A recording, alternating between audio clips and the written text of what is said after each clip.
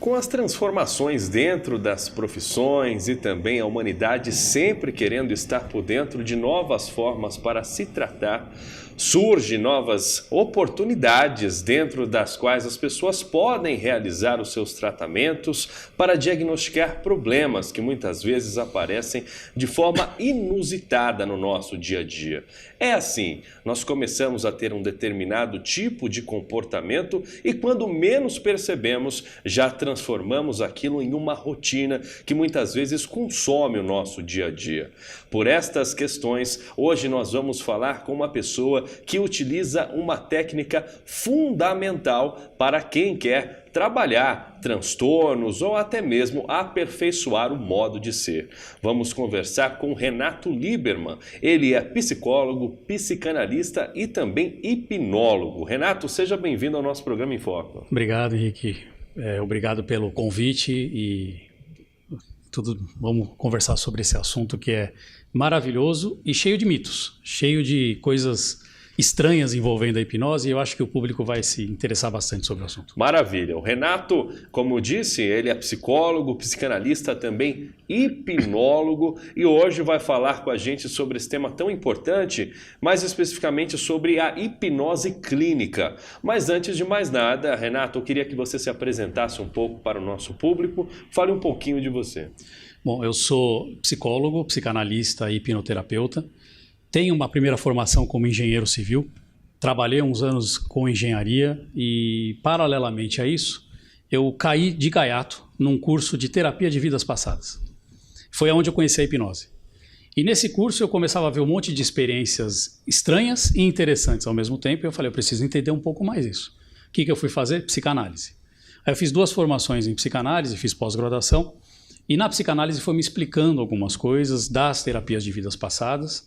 E aí eu comecei a me aprofundar mais na hipnoterapia, na hipnose, até cair na psicologia. Fui fazer psicologia, fui criticado na psicologia por usar a hipnose, né? Pela época que eu fiz a psicologia, a hipnose ainda estava começando aqui no Brasil de novo. Não faz muitos anos que a hipnose voltou com tudo. A hipnose ela ficou adormecida há muito tempo. E nessa trajetória a engenharia ficou de lado e eu virei psicólogo, psicanalista e hipnoterapeuta. Maravilha, e se encontrou? Me encontrei. Hoje eu estou encontrado. E me diz uma coisa, a engenharia te ajuda em alguma coisa hoje? Ajuda bastante. Traz a base. Traz a base, principalmente na hora de dar os cursos. Porque isso é um feedback que eu tenho, né? Os meus cursos, as pessoas entendem o que eu falo por ser estruturado. Não é jogado, né? E a engenharia me deu essa ideia de como estruturar o discurso, como estruturar o aprendizado didático. Isso me ajudou bastante. Que maravilha. Bom, o Renato é psicólogo e também psicanalista, não é? E muita gente às vezes confunde. Eu mesmo não tenho uma perfeita ideia do que seja a diferença e eu vou pedir para o Renato explicar melhor para a gente a diferença entre uma função e outra, entre psicólogo e psicanalista. É interessante, né, Henrique? Porque a maioria das pessoas não sabem essa diferença do que é psicólogo e o que é psicanalista. Então, vou começar pelo psicólogo. O psicólogo tem uma formação acadêmica. 5 anos de formação, estágio, trabalhos de apresentação, mas, por exemplo, não é obrigado a fazer terapia para se tornar um psicólogo. Tá? Mas tem 5 anos de formação, é uma formação acadêmica. Tem um diploma e tem um conselho que rege essa profissão. O psicanalista não precisa ter uma formação acadêmica em psicanálise. Ele tem um curso livre de formação em psicanálise. Alguns institutos exigem uma formação acadêmica em qualquer área, aí você pode fazer uma formação em psicanálise, ou outros institutos não exigem formação acadêmica por ser uma profissão livre. Então qualquer um pode ser psicanalista. Como se forma um psicanalista? A base teórica é importante, o curso é importante, mas muito mais importante que isso é a formação pessoal do psicanalista, que é o que? A análise individual, né? Você tem que fazer um processo de análise individual e a supervisão clínica.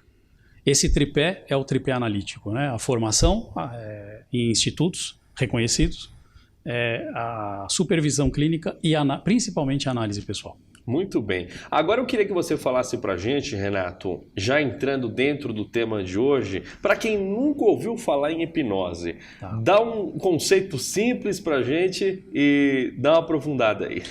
Vou falar um pouquinho. Quando começou a hipnose? A hipnose ela começou a ser estudada mais especificamente na época do Freud, em 1900. Né? Justamente ele que começou a trazer a hipnose para o meio da psicologia, foi ele que abandonou a hipnose, e a hipnose é mal vista dentro da psicanálise, por exemplo, até hoje, por conceitos errados. Então, o que é a hipnose, né? Eu acho que o telespectador já, de alguma maneira, já leu um livro e ficou tão colocado dentro do livro, viveu a história do livro, chorou, ficou ansioso, né? Ficou feliz, ficou ansioso para ler de novo o livro e não percebeu o tempo passar. Isso é hipnose. Você está dirigindo numa estrada, de repente vai, como é que eu cheguei aqui? Eu não lembro de ter passado por tais lugares. Isso é hipnose. Fechou o olho, respirou um pouquinho, isso é hipnose. Né? Então, hipnose é uma técnica ou um estado da mente natural. Todo mundo entra várias vezes ao dia. Você que está assistindo, está olhando para mim, está olhando para o Henrique, você está em hipnose. Isso é hipnose. Incrível. E o que a gente vê do famoso reloginho de bolso? Para lá e para cá. Então, pensando nisso, o que é a hipnose? É um estado de concentração focado em qualquer coisa.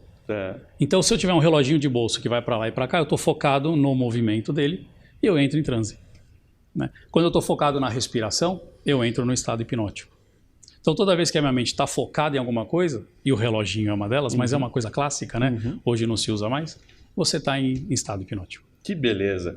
Agora diz uma coisa pra gente, Renato, qualquer pessoa pode ser hipnólogo ou ela precisa ter passado por uma graduação em psicologia ou psicanálise antes? Também não. Assim como a psicanálise é livre, a hipnose ela é totalmente livre no Brasil. Qualquer pessoa pode aprender a técnica e utilizar a hipnose dentro da tua área de conhecimento. O que acontece é que tem muitos institutos que formam hipnoterapeutas que nunca lidaram ou lidaram com ser humano. E vai lá e trata uma depressão. Aí entra a hipnose clínica. Já um ponto de vista meu. Para mim, a hipnose clínica deve ser usada por terapeutas, psicólogos, psicanalistas que já têm um trato com o ser humano. Tá? Mas qualquer pessoa pode usar a hipnose porque ela vai além da clínica. A hipnose vai para entretenimento, a hipnose vai, como a gente conversou um pouquinho, a expansão da consciência, para a meditação, para a espiritualidade, para todas as áreas da vida, a hipnose pode ser útil. Ótimo. Agora, quando a gente fala em hipnose clínica, não é importante esclarecer que existe uma diferença da hipnose por si. Como o Renato mesmo está falando, ela é procurada para diversas funções, não é? Agora, quando a gente fala da hipnose clínica, eu imagino, Renato, que são as pessoas que queiram tratar alguns transtornos como ansiedade, depressão, e aí você faz ali deve fazer uma ficha de anamnese e posteriormente o tratamento, não é? É exatamente assim. A pessoa vem com uma queixa, né? E aí vem uma visão diferente da psicologia e da psicanálise na clínica, mesmo com a hipnose. A hipnose clínica tradicional, voltada para a psicologia, trata a queixa do paciente ou do cliente. Né? A psicanálise não trata a queixa, trata mais uma questão de autoconhecimento dessa mente mais profunda que a gente chama de inconsciente na psicanálise.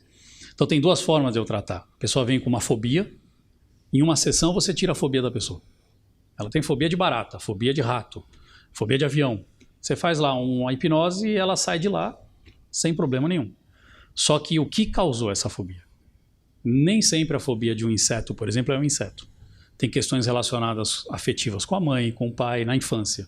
Então a gente pode trabalhar psicanaliticamente isso. Mas as pessoas vêm buscar para ansiedade, para depressão, para fobia, para relacionamentos, que acho que hoje o mal do século é a depressão, mas os relacionamentos mal resolvidos também. Muito bem. E o que dentro desse estudo clínico, né, dentro da hipnose clínica, do que a gente conversou aqui, o que você sente que é mais procurado? É mais para o lado do ansioso ou é mais para o lado da pessoa que está sofrendo de uma depressão sem fim? Tem dos dois lados. A depressão é muito procurada, né, mas a base de toda a doença psíquica, a ansiedade está lá. Então, se você ajuda a pessoa a trabalhar a ansiedade dela, muita coisa vai resolver. Então muita gente procura para fazer o que a gente chama de balão gástrico imaginário, para emagrecer. Você faz a hipnose, instala um balão imaginário e a pessoa come menos. Só que tem que trabalhar a ansiedade dela. Se não trabalhar a ansiedade, ela vai sentir vontade de comer, só que não vai ter capacidade de comer. E aí vai aumentar a ansiedade dela, vai piorar o problema. Então a gente trabalha na base, o que mais a gente vê é a questão da ansiedade. Da ansiedade, né? É o que mais aparece. E quer dizer, por vários motivos, né? Às vezes porque a pessoa ela tem uma vida agitada por si só mesmo, ou alguém que vive só no futuro, porque muitas vezes o presente não é da forma que essa pessoa gostaria, então ela projeta uma imagem futura e começa a só pensar naquilo, porque senão ela nem sai da cama, né? Porque ela não gosta da realidade que está vivendo. Sim. Tem tudo isso. E a demanda que exigem da gente hoje. A própria mídia, né? O próprio Facebook, Instagram, todo mundo está feliz ali, eu tenho que estar feliz também. Isso gera uma ansiedade muito forte. Então as pessoas elas não estão satisfeitas no lugar que elas estão, procurando sempre melhorar, mas às vezes não têm a capacidade para isso. E a hipnose pode ajudar nisso, de alguma forma. Você acredita, Renato, que as redes sociais hoje, elas são usadas numa forma para satisfação pessoal, em sua maioria, ou é para mostrar para a sociedade que essa pessoa está bem, mesmo não estando? Eu acho que tem os dois vieses, né? Tem os dois lados. Tem o lado de mostrar para o outro, olha como eu estou bem, na verdade eu não estou. E isso eu vejo no consultório, as pessoas vêm no consultório, se você olhar o Facebook, Instagram das pessoas que postam, elas estão todas felizes, viajando, só que estão em depressão. Né? Isso aparece muito no consultório. Mas serve para uma satisfação pessoal, serve para uma divulgação pessoal. Eu acho que ela é tanto positiva quanto negativa, depende de como a gente usa. Como tudo na vida, né? Como tudo. Não tem nada que é 100% ruim, 100% bom. E há quantos anos você está atendendo, Renato? Especificamente falando de hipnose. De hipnose, eu uso hipnose desde o meu primeiro ano do curso de terapia de vidas passadas, que foi em 1998. É verdade, você começou com hipnose antes de fazer qualquer coisa. As universidades, né? Muito bem observado isso. Né? Então eu comecei com hipnose há 20 anos. Estou há 20 anos, mais ou menos, trabalhando com a técnica da hipnose. E as pessoas procuram por tudo, né? Eu imagino que alguém que fez um tratamento com você, como você mesmo citou, né? Tem uma fobia de barata, em uma tarde, de repente, consegue se resolver esse problema, que inclusive eu vou querer fazer. Né? Agora, de repente alguém ficou satisfeito e fala assim, olha, tem um amigo meu que o cara não para de olhar o celular da mulher. A mulher entra no banheiro, sabe? O cara vai correndo ali para ver com quem é que ela estava falando, então as pessoas vão indicando para você por tudo que aparece, né? Aliás, isso tem aparecido bastante.